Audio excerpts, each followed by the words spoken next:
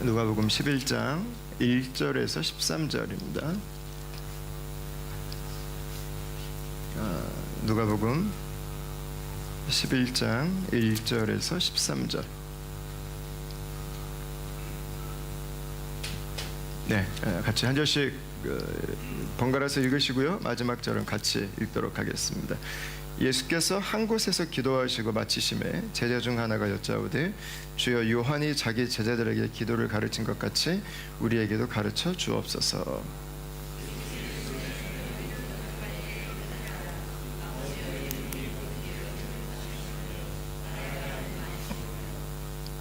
우리에게 날마다 일용할 양식을 주옵시고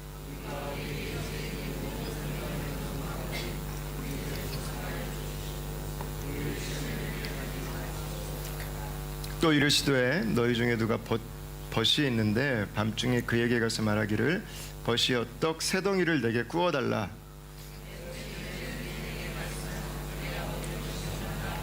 그가 안에서 대답하여 이르되 나를 괴롭게 하지 말라. 문이 이미 닫혔고 아이들이 나와 함께 침실에 누웠으니 일어나 내게 줄 수가 없노라 하겠느냐.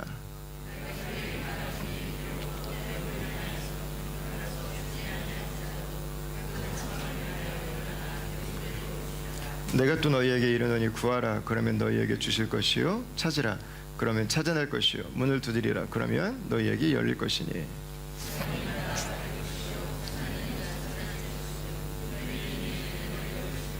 너희 중에 아버지 된 자로서 누가 아들이 생선을 달라 하는데 생선 대신에 뱀을 주며 하는데 전갈을 주겠느냐. 너희가 악할지라도 좋은 것을 자식에게 줄 줄 알거든 하물며 너희 하늘의 아버지께서 구하는 자에게 성령을 주시지 않겠느냐 하시니라. 아멘. 저희가 지난주에 마리아와 마르다 이야기를 함께 살펴봤습니다. 하나님의 나라가 인간들이 만들어낸 그 구분선을 하나씩 지워가는 모습을 봤습니다.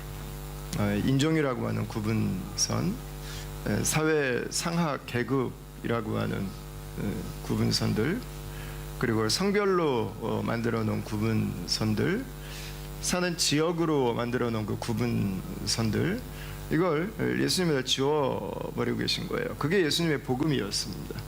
그게 하나님 나라의 복음이에요. 교회 와서는 자꾸 그런 거 이렇게 꺼내면 안 돼요. 동양 모입시다 그런 거 하면 안 돼요. 동문 모입시다 뭐 그런 거 자꾸 하시면 안 돼요. 교회는 그걸 지워야 돼요. 지워야 돼. 같이 다르지만 하나가 된 사람들, 그게 교회죠.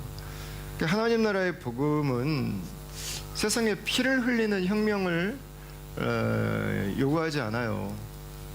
칼을 들고 피의 복수를 부르지 않습니다. 세상을 바꾸려고 하지 않고 예수님의 복음은 나를 바꾸기 시작합니다. 그러니까 세상은, 사마리아인들은 저주할 자라고 말을 하지만 예수님이 내 안에 찾아오시면 그를 형제로 생각하게 되고 그를 사랑할 수 있게 되는 것입니다. 세상에게 바뀌라고 부르짖지 않습니다. 예수 그리스도의 복음은 가장 먼저 나를 바꿔요. 내가 변화돼요. 그러니까 혁명은 세상에서 일어나는 게 아니에요. 복음의 혁명은 나로부터 시작되는 거예요. 내 안에서부터. 세상이 왜 이 모양이야? 라고 말하지 않아요. 나의 죄를 회개하죠. 당신은 왜 이렇게 못해? 라고 말하지 않아요. 내가 무엇을 할 수 있을까를 생각하지. 그러니까 복음은 여러분 어마어마한 파워예요. 노예제도에 대한 도전을 했죠. 여성의 참정권을 가지고 온 여성의 인격에 대한 이 변화의 운동은요, 성경에서 나왔어요. 성경의 모티브가 아니라면, 여러분 이 기독교의 무브먼트가 아니라면 세상에서 우리가 지금 경험하고 있는 이 수많은 일상들은 우리에게 찾아오지 않았을 거예요. 우리가 예수님을 만난다라고 하는 것은 우리가 똑같이 살 수 없다고 하는 것을 의미합니다. 똑같이 살지 않아요. 달라져요. 내 안에 변화가 시작됐기 때문에, 내 안에 하나님의 나라가 임했기 때문에, 내 안에 예수님께서 다스리시기 때문에 그렇죠. 그래서 이게 세상은 이해할 수 없는 거예요. 세상은 알 수도 없는 거예요. 그러나 하나님의 나라가 내 안에 찾아온 사람은 아는 거예요.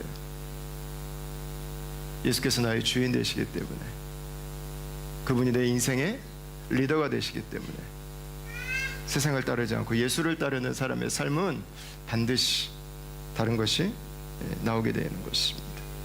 그래서 이렇게 한 사람 한 사람의 변화를 통해서 세상의 질서가 하나님의 질서로 바뀌어져 가는 거예요. 세상 가운데 하나님의 역사가 시작되는 것입니다. 그러니까 작은 씨앗이 뿌려지는 것인데 그게 역사를 바꾸는 거고요. 그게 가문을 바꾸는 거고요. 그게 세상을 바꾸는 그 원천이 되는 것이죠. 사실 우리가 지난주에 봤던 그 마르다는 그 당시에 가장 모범적이고 헌신된 아내와 어머니의 모습이에요. 그 당시에 사회가 원했던 그 사회에서 바라는 여성의 모습이 바로 마르다의 모습이었습니다. 마르다의 마음은 이해할 수 있을 것 같아요. 사회적인 기대, 사람들의 인정, 남편과 가정에 폐가 돼서는 안 된다고 하는 사명감, 또 하나님이 여성들에게 주신 배고픈 자들을 향한 그 긍휼의 마음, 이게 합쳐져 가지고 그녀는 최선을 다해서 섬기려고 했습니다. 불만으로 가득 차 있었습니다. 그런 그녀가 변화가 시작됩니다. 보면 남자는 힘이 이 가장 큰 이슈죠. 그 남자의 인생은 누가 힘을 다룰 줄 아느냐가 결정합니다. 남자들이 망하는 이유는 다른 거 아닙니다. 힘을 컨트롤하지 못하기 때문이에요. 열받는데 열을 다 내고 사는 거죠. 치고 싶은데 다치고 사는 거죠. 남자의 능력은요, 힘을 굽힐 줄 아는 것입니다. 남자는 힘을 다스리면 다른 인생을 살아갈 수 있어요. 모든 남성들의 가장 큰 이 과제는 힘이에요, 힘. 근데 예수님을 만난 남자들은 달라집니다. 왜 그래요?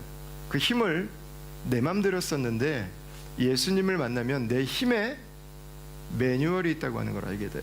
힘은 아무렇게나 쓰는 게 아니구나. 힘은 감정대로 쓰는 게 아니구나. 힘은 원하는 대로 쓰는 게 아니구나. 힘은 섬기기 위해 쓰는 것이구나. 힘은 살리기 위해 쓰는 것이구나. 우리 형제들 아멘입니까? 아멘? 예. 그게 힘이죠. 그게 힘. 예수님을 만난 사람들은요, 힘을 어떻게 써야 되는지를 알아요. 이제 힘을 길들이기 시작해요. 그래서 주먹을 쥐던 손이 펴지기 시작하는 거예요. 그래서 안아주기 시작하고, 쓰다듬어주기 시작하고, 밀어주기 시작하고, 격려해주기 시작하는 것입니다. 그 빌립보서 말씀에 보면 남자들이 거룩한 손을 들어서 주께 기도한다는 말씀이 있습니다. 여러분, 기도는 남성이 자신의 힘을 예수 그리스도로 말미암아서 굴복한다고 하는 가장 강력한 모습입니다. 그러니까 기도하는 남자는 내 힘이 내 것이 아니라고 하는 것에 대한 고백이 있는 남자예요. 우리 형제들 안에 주님 앞에 무릎 꿇고 손을 들고 하나님께서 우리에게 주신 힘을 쓰는 것이 아니라 그 힘을 주 앞에 드리는 그 역사가 있게 되길 축원합니다. 그게 하나님 나라의 남성들이 변화되는 모습입니다. 그러니까 여성들에게 가장 큰 여러분 삶의 이 과제는 뭐겠습니까? 남성들이 힘이라면 여성들은 마음입니다. 마음이 움직여요. 마음에 해류가 있어요. 마음에 파도가 있어요. 이게. 그러니까 이 마음을 좀 안정시켜 줄 수 있는 그 무엇인가를 자꾸 찾아요. 그래서 마음이 움직여 다녀요. 여성들에게 있어서 가장 윅 포인트는 어떻게 보면 가장 큰 강점이에요. 그러나 그걸 제대로 다루지 못하면 여성의 인생은 굉장한 불안과 두려움과 감당하지 못하는 염려로 가득 채워지게 됩니다. 그래서 나를 안정시켜 줄 수 있는 무엇인가를 자꾸 잡으려고 그러는 거예요. 자꾸 붙잡으려고. 그러니까 자꾸 막 움직여 다녀요. 이거 해야 되나 저거 해야 되나. 여러분, 예수님을 만난 여성은 뭐가 달라져요? 내가 무엇인가로 인해서 만족을 얻기 위해서 열심히 따라다니지 않아요. 예수님을 만난 여성은 그 마음이 예수님으로 말미암아서 만족을 얻어요. 예수님으로 말미암아서 쉼을 얻어요. 예수님으로 말미암아서 평안을 얻는 거예요. 그래서 예수님을 만난 여성이 달라지는 것은요, 만족을 얻기 위해서 이 사람을 붙잡지 않아요. 만족을 얻기 위해서 이 일을 하지 않아요. 내 마음에 파도를 잠재우기 위해서 여기저기 쏠려다닐 필요가 없어져요. 왜냐하면 예수님으로 내 마음이 채워졌기 때문에. 똑같이 섬겨요. 그러나 달라져요. 만족한 마음으로 만족시켜주는 것. 여러분, 그게 돕는 배필의 정의예요. 성경이 말한 돕는 배필은 하나님으로 만족한 그 여인이 남편을 완전하게 만들어주고 자녀들을 완전하게 만들어주는. 그러니까 남자는 100이라는 에너지를 가지고 뭐 직장 80, 뭐 가정 10, 나 10, 이게 어쨌든 나눠서 써요. 근데 여자는 그렇지 않아요. 여자는 100이라는 에너지를 가지고 나 100, 남편 100, 첫째 100, 둘째 100, 셋째 100. 여성들은 놀라운 힘을 가지고 있어. 그 예수님을 만난 여성은 달라져요. 똑같은 일을 하지만 그 마음에 평안을 가지고 섬기는 여인, 예수님을 만난 여인은 원망과 불평이 찬송과 감사로 바뀌면서 섬김의 모습으로 나아가는 것이죠. 그러니까 예수님은 남성의 모습을 변화시키시고 동시에 예수님은 여성의 모습도 변화시켜 주시는 것입니다. 난 우리 자매님들이 예수님으로 인해서 날마다 평안을 누릴 수 있게 되기를 바랍니다. 여러분들이 다른 무엇인가 내 마음을 채워주는 것들을 찾아서 여러분이 롱 저니를 떠나지 않고 예수 그리스도로 말미암아서 만족한 그 마음으로 하나님께서 오늘 우리에게 주신 그 삶을 감사함으로 살아가는 그런 자매들이 될 수 있기를 바랍니다. 어떻게 보면 이게 교회가 해야 되는 사명인 것 같아요. 사마리아인에게, 남성들에게, 여성들에게 하나님 나라가 없는 곳에, 하나님의 사랑과 정의가 메마른 곳에 하나님 나라를 전하는 것입니다. 근데 누가는 계속해서 이어서 오늘 누가복음 11장에 보면 이 일이 단순히 우리가 그걸 깨달았기 때문에, 우리가 그걸 봤기 때문에 이제는 우리가 그 일을 해야겠다라고 그래서 할 수 있는 것이 아니라고 하는 것을 보여주고 있는 것 같습니다. 자, 11장 1절을 같이 한번 읽어보겠습니다. 시작.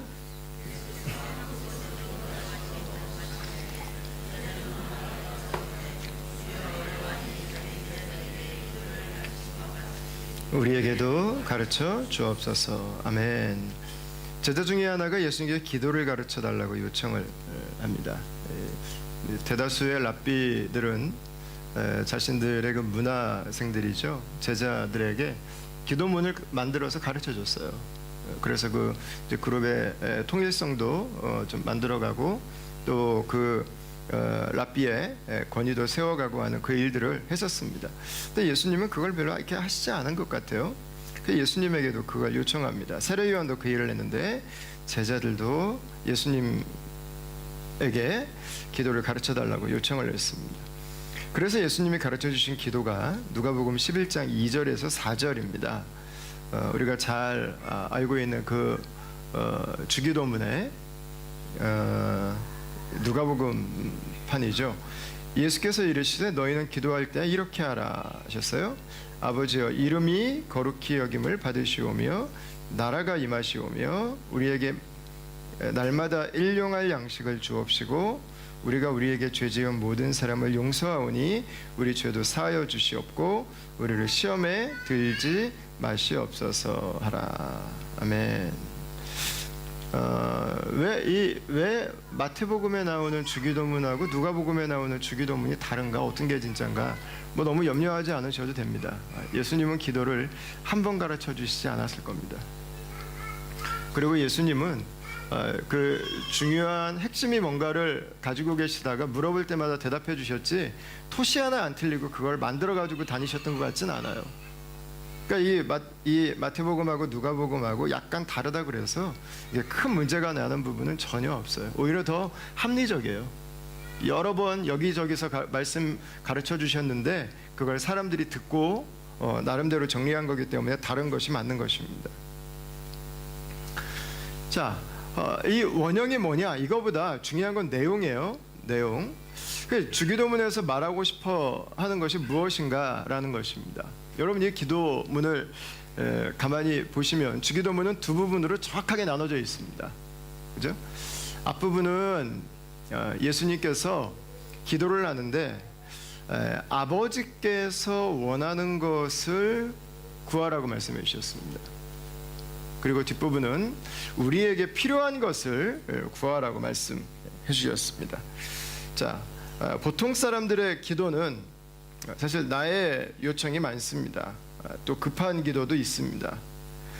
그러면 이 누가복음에 기록된 주기도문에서는 당신들을 위해서는 기도하지 마십시오. 당신들의 필요는 기도해서는 안 됩니다. 그거는 세상 사람들이나 하는 유치한 것입니다. 여러분 그런 의미를 담고 있을까? 여러분 아니죠.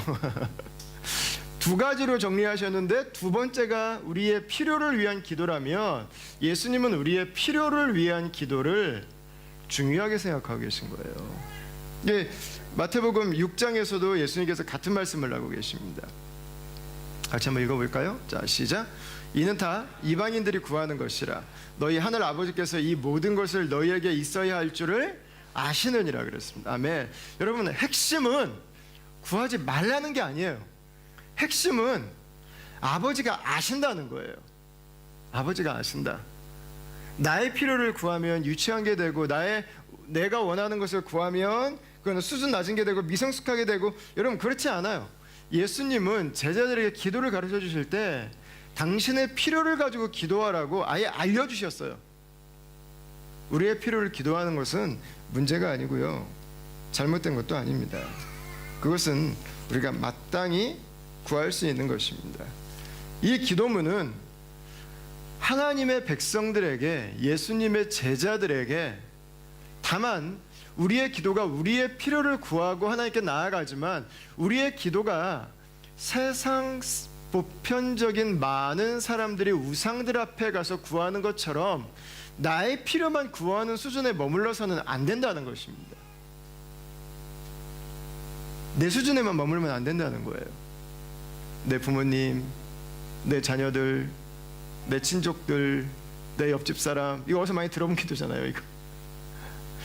그 유대인 율법학자의 기도의 차원에만 머물러 있으면 안 된다는 것입니다.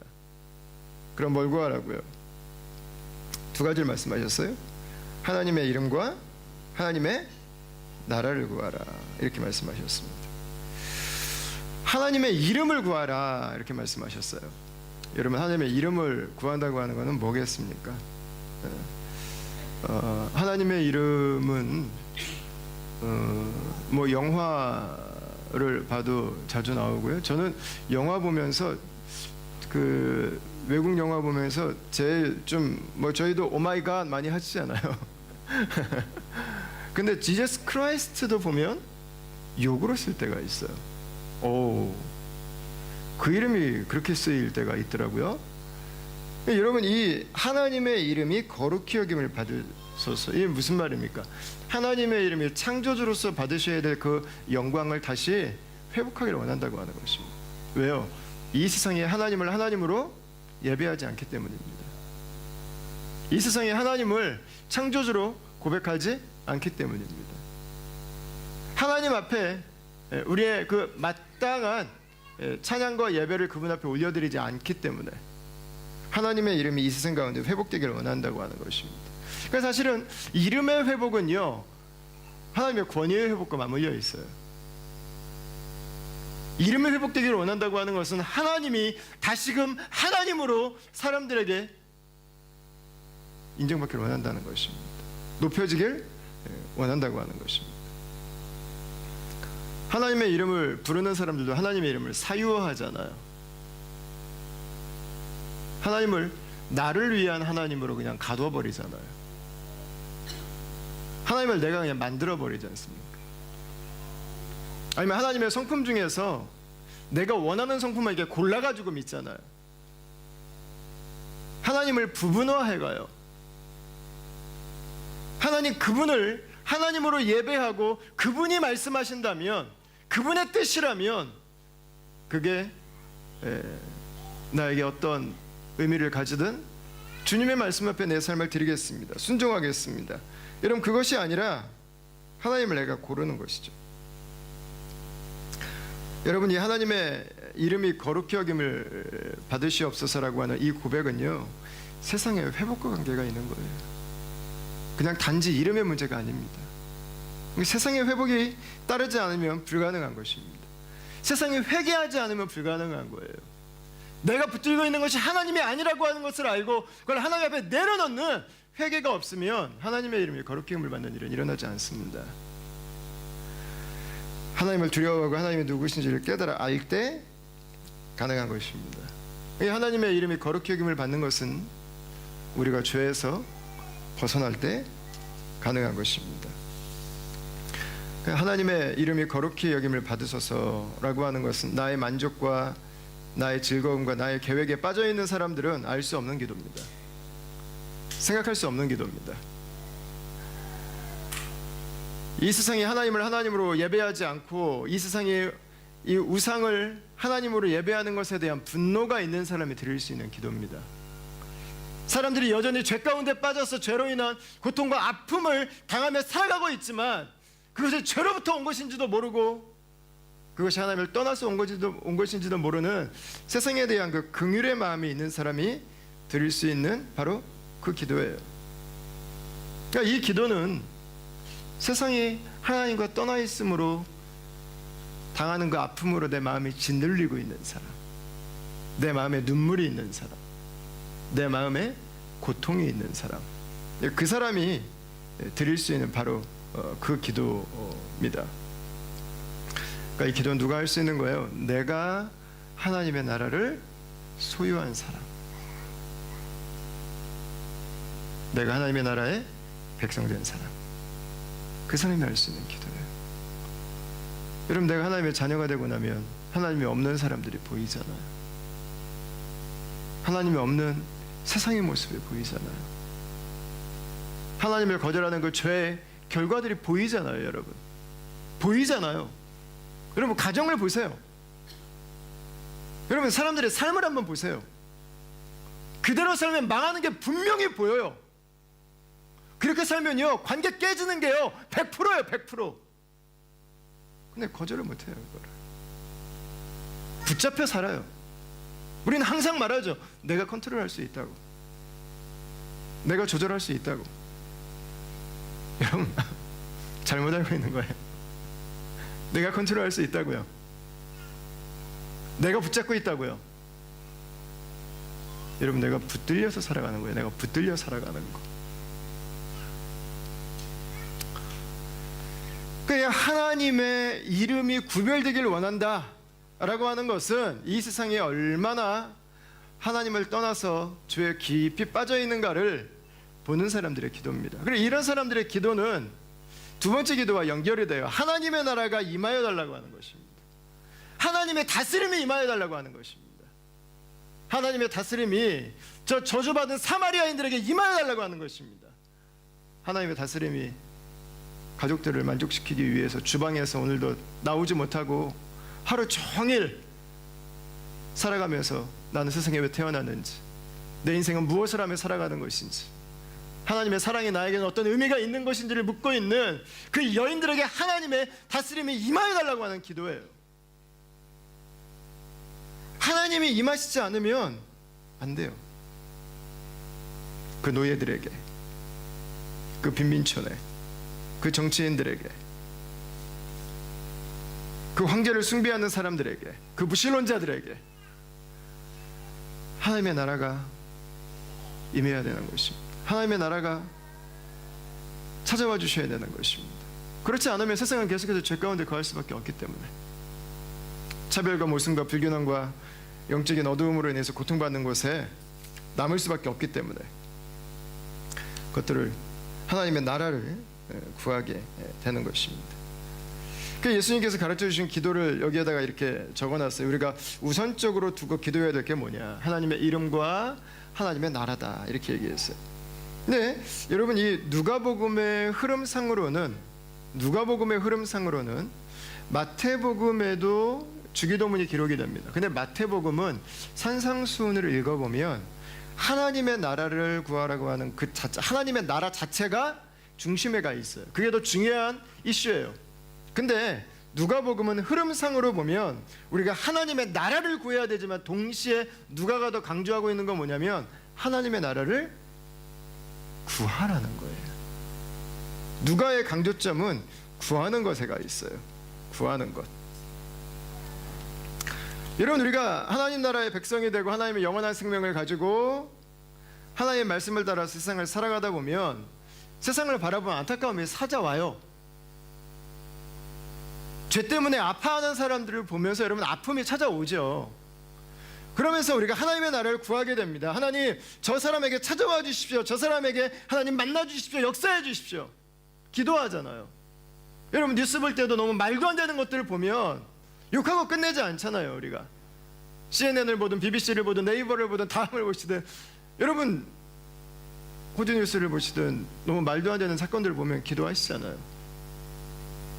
시티에서 테러 인질극 났을 때 여러분 기도하셨잖아요. 다 파리에서 테러 사건 있을 때 여러분 기도 안 하셨어요? 다 기도하잖아요. 우리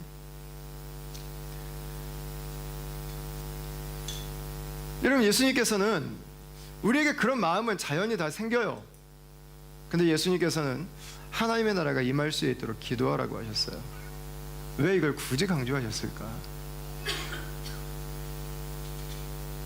여러분 왜 그렇겠습니까? 우리의 힘으로 하나님의 나라가 이 땅 가운데 임하도록 하는 것을 감당할 수 없기 때문입니다. 사람들은 죄를 절대로 버리고 싶어 하지 않아 하기 때문입니다. 사람들은 자신이 살아왔던 습관과 나의 생각을 버리려고 하지 않습니다. 사람들은 회개하려고 하지 않습니다.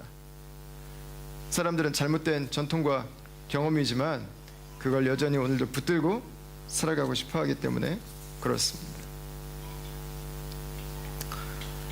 그래서 예수님께서는 우리들의 힘만으로 안 되기 때문에 기도하라고 말씀하신 거예요. 기도하라, 구해라 라는 것입니다.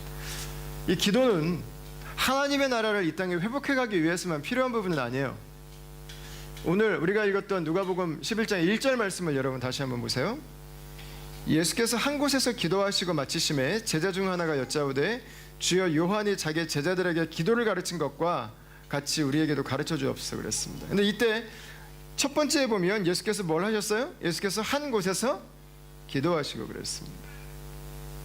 여러분 오늘 한번 집에 가셔서 누가복음을 쭉 한번 훑어보세요. 그러면서 빨간색 펜을 가지고 예수님이 기도하신 것만 찾아서 동그라미를 한번 쳐보면서 한번 읽어보세요. 네, 아마 재밌는 작업이 되실 거예요. 예수님이 언제 기도하셨나 한번 누가복음 쭉 찾아가면서 한번 빨간색으로 동그라미 쳐보세요. 예수님은요 새벽마다 기도하셨어요. 아직 새벽 미명에. 그리고 예수님은 때로는 밤을 꼴딱 새시면서 기도하셨어요. 예수님은 공생애를 시작하시면서도 기도하셨어요. 오병이어 사건 전에도 기도하셨고 12제자를 부르시기 전에도 기도하셨고요. 나사로를 살리기 전에도 기도하셨고요. 십자가를 지시기 전에도 기도하셨어요. 십자가에서 죽으시면서 마지막으로 했던 말도 뭐였어요? 나 영혼을 아버지 손에 의탁하나이다. 저들을 불쌍히 여겨달라고. 여러분 뭐 기도예요. 기도. 예수님은 승천하신 다음에도 우리를 위해서 기도하고 계신다고 성경은 기록하고 있습니다. 여러분 뭘 말하고 있는 거예요? 예수님의 인생은요 기도하는 삶이었습니다.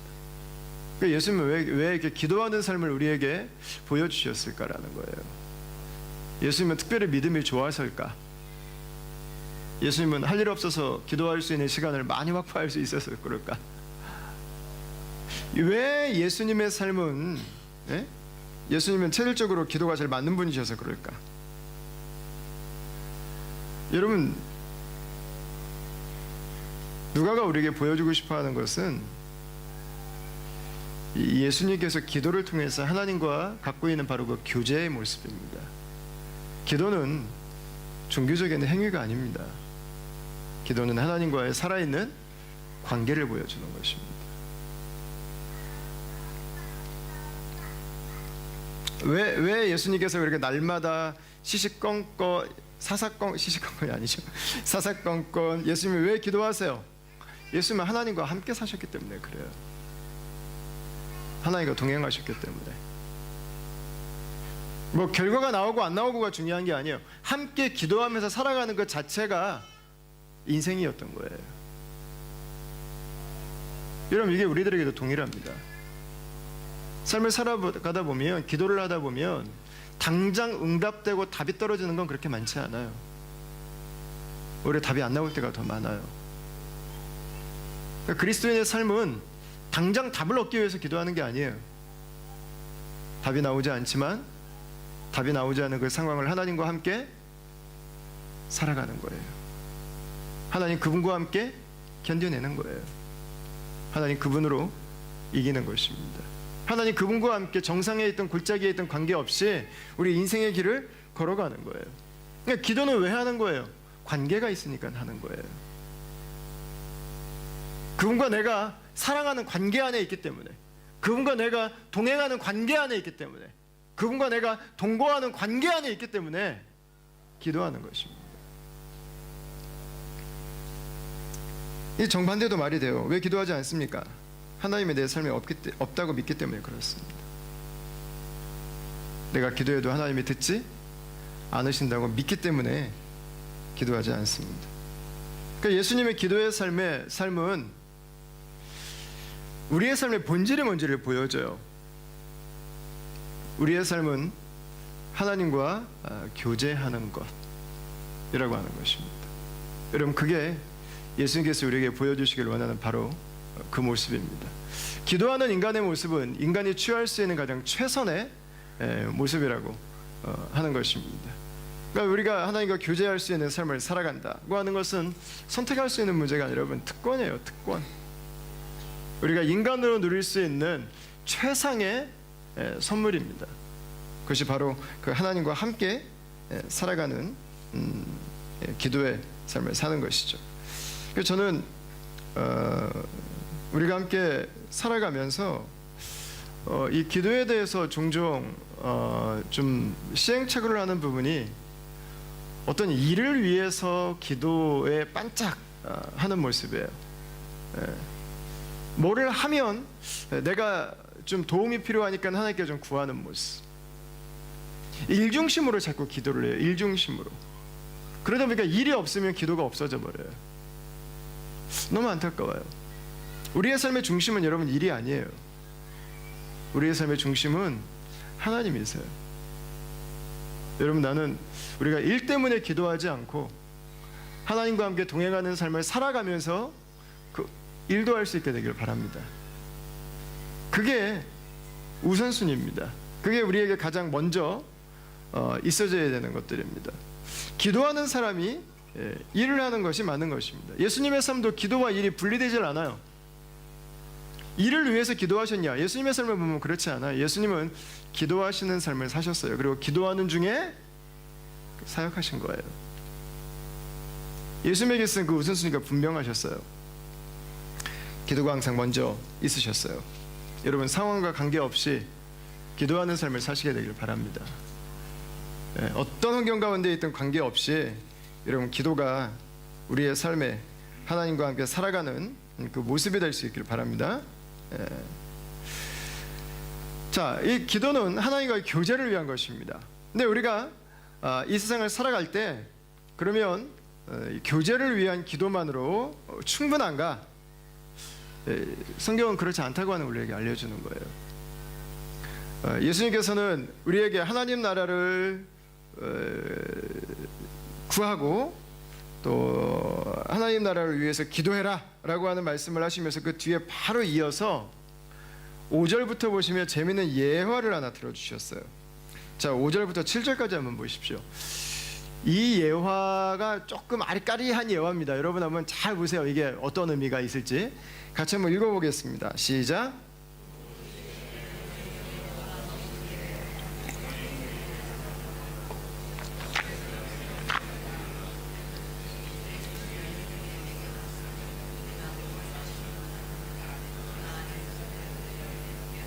괴롭게 하지 말라. 문이 이미 닫혔고 아이들이 나와 함께 침실에 누웠으니 일어나 내게 줄 수가 없노라 하겠느냐. 아멘. 자, 이 비유는 그냥 그대로 받아들이시면 안 됩니다. 예수님의 의도가 있습니다. 예수님께서 종종 이런 투로 말씀하실 때가 있습니다. 세상의 악한 사람을 예로 들어서 그 세상의 악한 사람을 보여주세요. 그러면서 악한 사람도 이렇게 하는데 하물며 하나님이 안 하시겠느냐. 하나님을 강조하기 위해서 때로 세상의 악인이 이 예수님 비유에 그 모델로 등장할 때가 있습니다. 저 악인이 하나님은 아닙니다. 저 악인은 하나님이 어떤 분인가를 부각시켜주기 위해서 예수님이 사용하고 있는 사람입니다. 자, 한 사람이 밤에 잠을 자려고 누웠는데 누군가 찾아왔습니다. 그래서 밤에 찾아왔는데 행색이 배가 고파서 몰골의 말이 아닙니다. 그냥 재우면 안 될 것 같습니다. 근데 집에 먹을 게 하나도 없어요. 뭐 빵을 만들 밀가루가 없어요. 그래서 할 수 없이 옆집에 가서 이 만들어 놓은 빵이 혹시 남은 게 있으면 이제 구하러 갑니다. 이 벗이 찾아온 집의 주인이요, 예수님의 제자입니다. 하나님의 나라를 구하며 살아가는 사람입니다. 세상의 필요를 보고 그것을 채우기 위해서 하나님께 기도하는 사람이에요. 자, 이 사람의 모습은 1세기의 눈으로 본다면은요, 굉장히 이 예의 바른 사람입니다. 왜냐하면 1세기에는 집에 손님이 오면 음식을 대접하고 잘 수 있는 잠자리를 마련해 주는 것은 기본적인 것이었어요. 이건 누구나 해야 되는 일이었어요. 이게 사회적인 약속이었어요. 그러니까 모든 사람들은 손님이 오면 집에 맞아들여서 식사를 제공하고 그 사람이 가지 않으면 잘 수 있도록 집안에 어떤 공간을 내주어야 됐습니다. 그러니까 누군가 찾아왔는데 그 사람에게 먹이기 위해서 옆집으로 찾아간 이 사람은 지금 굉장히 모범적인 사람이에요. 근데 그 옆을 보면 좀 불량스럽습니다. 그죠? 약간 좀 뻔뻔스럽습니다. 이 지만 피곤한가? 이 말이 나올 수 있는 사람입니다. 아니, 지금 떡 얻으러 온 사람은요, 나에게 찾아온 사람이 뭐 이렇게 맨날 오는 사람도 아니에요. 그렇게 뭐 잘 아는 사람도 맨날 카톡하고 뭐 이런 관계도 아니에요. 갑자기 찾아와서 온 사람에게 나는 지금 이 사람 먹이기 위해서 지금 빵 얻으러 다니고 있는데, 이 사람은 옆집 사람 아닙니까? 옆집 사람? 맨날 보는 사람이에요. 맨날 보는 사람. 맨날 바둑 두고 맨날 같이 낚시 다니고 친구 같은 사람이란 말이에요. 친구 같은 사람. 그래, 친구 같은 사람이 왔는데 그 문을 열어주지 않는다고 하는 거예요. 못된 사람이죠. 이런 뭘 말하고 있는 거예요? 친밀하지만 문을 열어주지 않아요. 근데 이 사람이 결국에는 문을 열어줍니다. 언제요? 귀찮게 집요하게. 아, 이 인간 이거 주기 전에는 안 가겠구나. 그래서 아예 포기하게 만드니까 문 열고 떡을 줘서 다시 이 사람이 돌아가게 됩니다. 친한 사이라고 하는 것이 문을 열게 못했는데 이 집요함과 그 끈기가 문을 열 수 있도록 해준 것입니다. 그리고 나서 예수님이 8절에서 이런 말씀을 하세요. 내가 너희에게 말하노니 비록 벗됨을 인하여서는 일어나 주지 아니할지라도 그 간청함을 인하여 일어나 내게 줄 수 없노라 하겠느냐, 이렇게 말씀하셨습니다. 아는 사람이기 때문에 주지 않는 사람이라도 강청하면, 귀찮게 하면 반드시 준다, 이렇게 이야기를 하고 있는 것입니다. 여러분, 뭘 말하고 싶은 거예요? 하물며 하나님께서 주시지 않겠냐는 것입니다. 바로 옆집에 사는, 오늘 낮에도 같이 교제를 했던 그 사람이 찾아와서 달라고 하는 그 뻔뻔한 사람도 귀찮게 하면 일어나서 줄 텐데 그게 상식적이지 않겠냐는 거예요. 근데 하물며 하나님께서 주시지 않겠냐는 것입니다. 여러분, 하나님은 어떤 분입니까? 우리가 기도하면서 날마다 교제하는 분입니다. 그분과 그 친밀한 교제 가운데 우리가 살아가는데 하나님이 우리의 기도를 들어주시지 않겠냐는 것입니다. 하나님은 당연히 들어주신다는 것입니다. 동시에 하나님은 우리를 알기 때문에만 우리의 기도를 들어주시는 분이 아니라 우리가 하나님께 간절히 끈질기게 마지막까지 기도할 때 하나님께서는 우리에게 필요한 것을 공급해 주신다고 하는 것입니다. 이 사람은 지금 누구의 필요를 가지고 왔어요? 다른 사람의 필요. 선한 사마리아인의 필요를 채우기 위해서, 다른 사람의 필요를 채우기 위해서, 하나님 나라를 선물해 주기 위해서, 예수님을 전하기 위해서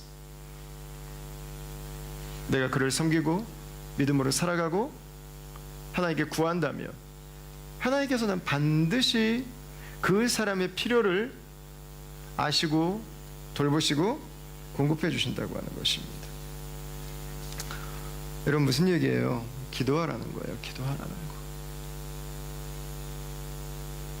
포기하지 말고 기도하라는 거.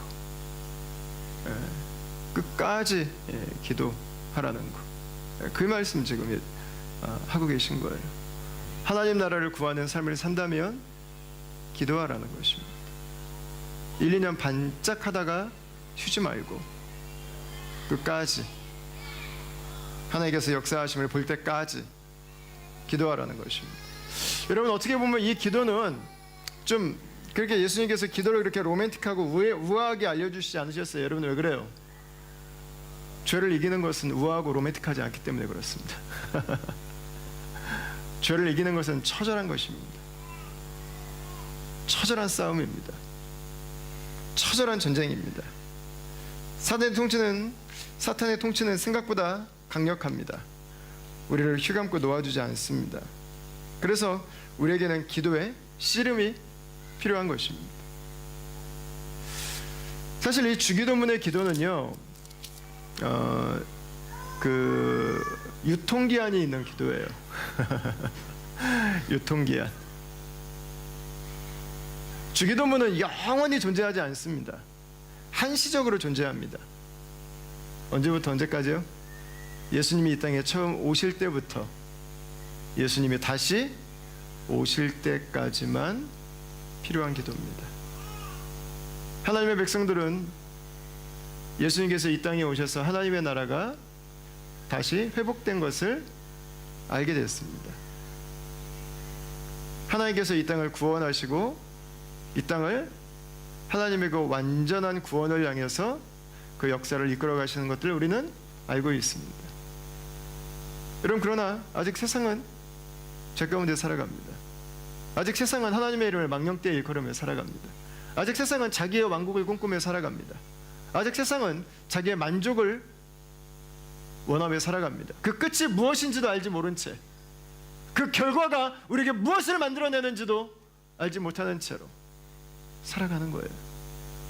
여러분, 하나님 백성들이 그 세상을 바라보면서 그 세상에 하나님 나라를 선물해 주기 위해서, 그 세상에 하나님의 나라 가운데로 들어오도록 하기 위해서, 그들이 죄를 죄로 보도록 하기 위해서, 그들이 죄와 싸우게 하기 위해서, 그들이 예수 그리스도 앞에 무릎 꿇도록 하기 위해서, 그들이 하나님 나라의 백성 되도록 하기 위해서.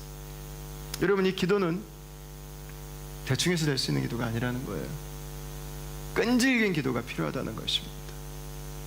쉬지 말고 마지막까지 기도하라고 하는 것입니다. 여러분, 나는 여러분들의 삶 가운데 기도가 잠시 주춤하고 있는 분들이 있다면 다시 회복될 수 있기를 바랍니다. 여러분, 양보하지 마십시오. 기도하십시오. 육에 속한 싸움이 아닙니다. 영적 싸움입니다. 기도가 없으면 불가능한 일들입니다. 교회는 기도할 때 하나님의 역사를 볼 수 있습니다. 기도가 멈추면 교회는 생명이 끝난 것입니다. 기도는 그 능력이 끝난 거예요. 여러분, 기도할 수 있기를 바랍니다. 개인적으로도 여러분 기도하시지만 여러분, 공동체적인 기도를 소중히 여기십시오. 개인적으로 다 기도할 수 없어요. 한국 사람들은 더더군다나 공동체적인 영성을 어릴 때부터 가지고 있는 사람들이기 때문에 공동체적인 기도가 중요합니다. 여러분 토요일 날 새벽은 꼭 구별해서 여러분 나오십시오. 몇 분이 요청하셔가지고 장소를 제가 마지막까지 고민하다가 매드뱅크로 옮겼습니다. 좀 더 여러분들하고 가까운 곳에서 같이 기도하기 위해서. 여러분 기도해야 살아요.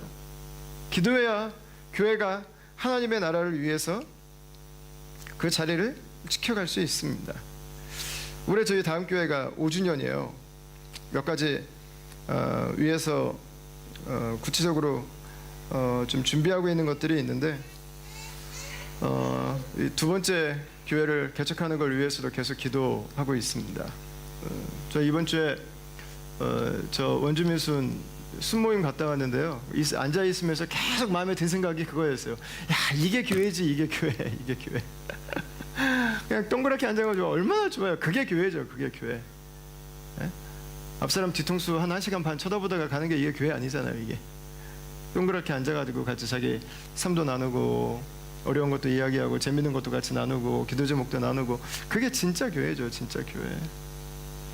이 공동체로 살아가는 그 축복을 함께 나누기 위한 두 번째 교회를 위한 기도의 제목들이 있습니다. 두 번째는 목회자들을 세우는 것입니다. 더 좋은 교회를 찾아다니는 노력보다 목회자들이 잘 준비될 수 있도록 그분들이 잘 설 수 있도록 돕는 것은 훨씬 의미 있고 쉬운 일입니다. 좋은 교회를 찾아다니는 것은 쉽지 않습니다. 왜냐하면 아무리 좋아 보이는 교회도 약점이 있기 때문에 그렇습니다. 교회는 다 똑같아요, 여러분. 내 안에 성령께서 충만히 거하시지 않으면 교회는 다 똑같아요. 다르지 않아요. 좋은 교회 아무리 찾아다녀야 없어요. 내가 죽으면 좋은 교회 나오지. 내가 펄펄 살아서 좋은 교회 아무리 찾아다녀야 좋은 교회 나오지 않아요. 더 좋은 방법은 교회 목회자들을 잘 세워드리는 것입니다. 그래서 그 교회들이 건강하게 잘 일어날 수 있도록 돕는 거예요. 그래서 올해 7월 달에 목회자 컨퍼런스를 지금 기획하고 있습니다. 그러니까 앞으로 다음 세대는 이 성령의 세대들이 일어날수록 있도록 우리가 잘 그들을 섬겨야 됩니다. 지금 5살에서 25살이 전 세계적으로 교회 안에 3%가 다 넘지 않아요. 지금 굉장히 희귀한 역사의 시대를 지금 맞이하고 있어요. 우리가 굉장히 중요한 사역이에요. 지금 우리 주일학교 선생님들, 우리 중고등부 선생님들, 우리 업어드려야 돼요. 업어드려야 돼. 그러니까 저도 지금 좀 이 부분을 어떻게 좀 잘 좀 섬길 수 있을까? 한국에 좀 미국에 좋은 세미나 있으면 좀 같이 좀 보내서 선생님들 퀄리피케이션도 좀 더 잘 갖춰드리고 어쨌든 우리 안에서 좀 최대한 이분들을 좀 섬길 수 있도록 해야겠다는 생각을 해요. 이런 믿음의 가정을 잘 섬기는 것은 다음 세대를 위한 최고의 선택입니다. 어떻게 우리 가정들이 건강하게 잘 세워져 갈 수 있을까? 어떻게 우리 형제들이 가정을 위해서 기도하고 우리 어머니들이 무릎 꿇고 예수님 안에 살아갈 수 있도록 도울 수 있을까? 어떻게 우리가 한 번도 보지 못한 나라와 민족들에게 복음을 전하고 하나님 나라 백성으로 살아갈 수 있도록 그들을 위해서 우리의 헌신을 멈추지 않을 수 있을까? 여러분 우리가 앞으로 담당해 가야 되는 이 일들은 사실 굉장히 묵직한 것들입니다. 쉽지 않은 것들입니다. 사실 기도가 없다면 총알이 없는 총과 같은 거예요. 손방망이 같은 것들입니다. 그러나 기도한다면 하나님이 역사하신다면 우리가 굉장하거나 거창한 건 하진 않지만 그러나 그 가운데서 하나님이 하시는 그 놀라운 일들을 여러분 보게 될 것입니다. 본문은 우리에게 크게 두 가지를 요청하는 것 같아요. 첫 번째는 겸손입니다. 겸손. 내 인생의 주인이 내가 아니라고 하는 내가 섬기는 이 삶의 주인이 내가 아니라고 하는 하나님께서 하신다고 하는 하나님께서 나의 주인이시라고 하는 내 인생의 주도권이 하나님께 있다고 하는 것을 인정하는 우리의 손을 들어서 하나님께 항복하는 그 삶을 요구하는 것입니다. 그다음에 두 번째는 끝까지 기도하는 것입니다. 지난주에 한 부부가 만나자고 연락이 왔어요. 그래서 만났는데 제가 너무 감사했어요. 두 부부가 굉장히 힘든 일인데 그걸 저하고 제 아내하고 같이 만났는데 오픈해 줬어요. 같이. 더 고마웠던 건 뭐냐면 기도를 부탁하더라고요. 꼭 기도해 줬으면 좋겠다고. 그래서 제가 확신했어요. 하나님이 이 부분은 반드시 고치신다. 하나님이 이 부분은 반드시 역사하신다. 숨겨놓고 있으면은요, 암덩어리는 자꾸 더 커집니다. 그러나 그걸 갈라서 끄집어내서 직면하면 나을 수 있어요. 여러분 가정에 하나님의 다스림이 임하길 축원합니다. 여러분 나는 그걸 위해 기도가 시작되기를 바랍니다.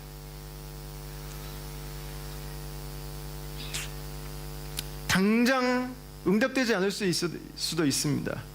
그러나 기도하면서 기다리면서 사는 것이 우리의 삶에는 더 큰 축복이고 소망일 때가 있어요. 바로 그때 또 하나님의 인도하심도 경험하게 되는 것입니다. 요즘에 저의 기도 제목 중에 하나는 예배 장소가 많아요. 그리고 두 번째 교회 개척에 대한 것도 있습니다. 근데 제가 지난주에 아주 굉장히 재밌는 경험을 하나를 했어요. 제가 지난주에 신명기하고 여호수아서 말씀을 읽었는데, 말씀을 읽는데 신명기 1장 30절에서 33절 말씀을 읽고 있는데 하나님이 내가 너에게 주는 말이라고 하는 걸 너무 선명하게 알려주셨어요. 그래서 그 말씀을 읽는데 신명기하고 여호수아를 읽는데 이 말씀만 기억에 딱 남을 정도로 하나님이 나에게 주신 말씀으로 딱 들렸어요. 근데 거기에서 저에게 딱 하나님이 주신 말씀은 두 단어였습니다. 하나님이 미리 가신다는 거였어요. 미리 가신다. 그러니까 이게 요즘에 이 장소에 대해서 제가 기도하면서 그 부분에 대해서 하나님이 말씀을 주신다고 하는 게 너무 분명했어요. 그래서 그 말씀이 저에게 마음에 평안을 줬어요. 하나님이 준비해 주시는 거구나. 그동안 보면 다 그랬어요. 우리가 막 열심히 막 몇백 군데 알아보고 다니면 다 안 돼요. 포기하고 있으면 뿅 하고 연락이 와서 매도뱅크도 그래서 얻었고 라이카트도 그래서 왔어요. 우리가 알아본 데는 다 안 됐어요. 근데 포기하고 있으면 하나님이 보내주시더라고요. 지금도 제가 열심히 알아보고 있는데 열심히 안 되고 있어요. 근데 저에게 한 가지 소망이 보이는 건 뭐냐면 이제 하나님이 주시겠구나. 이제 이 말씀에 하나님이 미리 가신다. 하나님이 미리 알고 계신다. 하나님이 미리 준비시켜 주신다. 근데 제가 그 말씀을 받고 다음 날 한 분이 우연히 생각이 났어요. 그분 전화를 드렸었는데 그분이 한 호주인 교회를 빌려서 예배를 드리고 있다가 지금은 안 드리고 있는데 전화를 드렸어요. 근데 이분이 이제 잠깐 말씀 나누고 다시 이제 그분이 다른 계획이 있다고 그랬는데 죄송하다 그러고 이제 끊었어요. 근데 조금 있다가 다시 전화가 왔어요. 저한테 한번 만나고 싶다는 거예요. 그래서 만났더니 이분이 3주간 금식 기도하는 마지막 날이었어요. 그날이. 그러니까 자기가 지금 이 예배당을 어떻게 호주교회에서 지금 사용할 수 있는 저기는 다 얻어놨는데 어떻게 하면 좋을까 하려고 지금 기도하고 있었다는 거예요. 너무 좋아요. 예배실에 뭐 시스템도 맘대로 쓸 수 있고 악기도 다 쓸 수 있고 강대상 밑에 그 침례할 수 있는 통까지 다 구비가 돼 있고 너무 좋아요. 너무 좋아. 뭐 전세 사용료도 뭐 거의 무료예요. 무료. 안 내도 되는. 너무 신기하더라고요. 너무 신기해. 하나님이 우리가 이렇게 막 노력하거나 막 애쓰지 않았음에도 불구하고 이렇게 인도해 가시는 모습들을 보면서 하나님이 하시는 거구나. 장소가 여긴 게 크진 않아요. 그래 라이카트 공동체가 전체가 갈 수는 없어요. 두 번째 공동체를 개척하면 딱 좋은 사이즈예요. 우리가 더 크게 더 많이 모일 수 있는 곳을 지금 계속 알아보다 보니까 제약이 있어서 지금 참 쉽지가 않아요. 공동체로 같이 살아가기 위한 그 우리의 첫 번째 부르심과 비전을 하나님 먼저 기억하시고 우리에게 주시는 게 아닌가 싶어요. 저는 이번 주에 금식하면서 좀 기도하려고 그래요. 여러분들에게도 좀 부탁을 좀 드리고 싶어요. 혹시 여러분 시간이 좀 되시는 분들은 같이 공동체에 대해서 이 부분에 대해서 좀 같이 하나님께 나아가길 원하시는 분들은 하루에 한 끼도 괜찮습니다. 뭐 일주일에 한 끼도 괜찮습니다. 저와 함께 금식하면서 여러분 좀 기도에 좀 동참해 주셨으면 좋겠어요. 무엇이냐가 아니라 하나님의 인도하심 앞에 우리들의 기쁨으로 또 감사함으로 반응하고 우리가 하나님 앞에 온전하게 헌신할 수 있도록 가는 것입니다. 여러분, 중요한 것은 당장 응답이 있냐 없냐가 아닌 것 같습니다. 기도를 포기하지 않는 것입니다. 기도를 쉬면 생각만 남습니다. 기도를 쉬면 나의 습관만 남습니다. 더 놀라운 건요, 기도를 쉬면 하나님이 일하고 계셔도 하나님이 일하시는지를 몰라요. 하나님이 보여주셔도 하나님이 역사하시는 건지를 몰라요. 기도하면 여러분, 하나님의 인도하심이 우리 가운데 있을 것입니다. 하나님의 역사가 우리 가운데 보일 것입니다. 우리가 살아가면서 같이 기도하면서 살아갈 수 있게 되기를 바랍니다. 다시금 기도를 시작할 수 있게 되기를 바랍니다. 기도함으로 하나님께서 우리의 삶에 주시는 그 하나님 나라를 구하는 삶을 저와 여러분들의 삶 속에 누리고 또 세상에 나누는 그런 다음의 가족들이 다 될 수 있기를 주님의 이름으로 축원합니다.